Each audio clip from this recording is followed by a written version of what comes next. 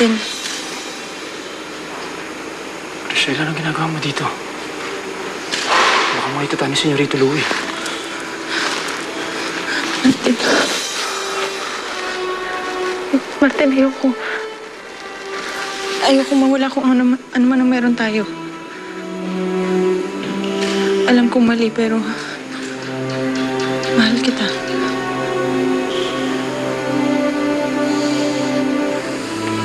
Pero Graciela,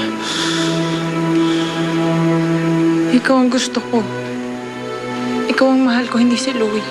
Makikipaghiwalay ako sa kanya kung yun ang gusto mo. hindi ko alam, Graciela. Hayaan mo na ako. Bigyan mo lang ako ng isang chance para maayos ang lahat ng to. Please, Martin. Bigyan mo ako. Tayong dalawa ng pagkakataon.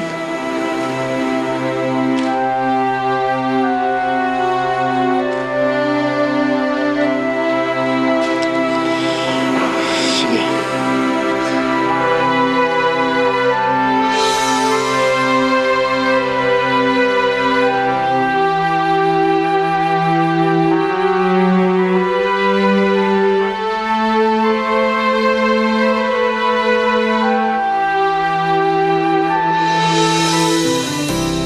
Hindi ka bagay dito.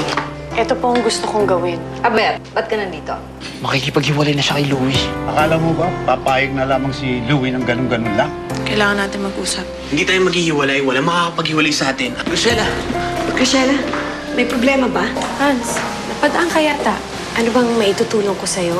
Nirape niya ako. Napakalaking tao ang haharapin natin kung sakasakali.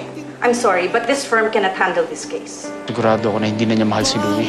ba't kayo dapat ang magkasama? Kailangan ako ni Graciela. Ganun ha? Senyorito Louie, tama na! Papatayin kita!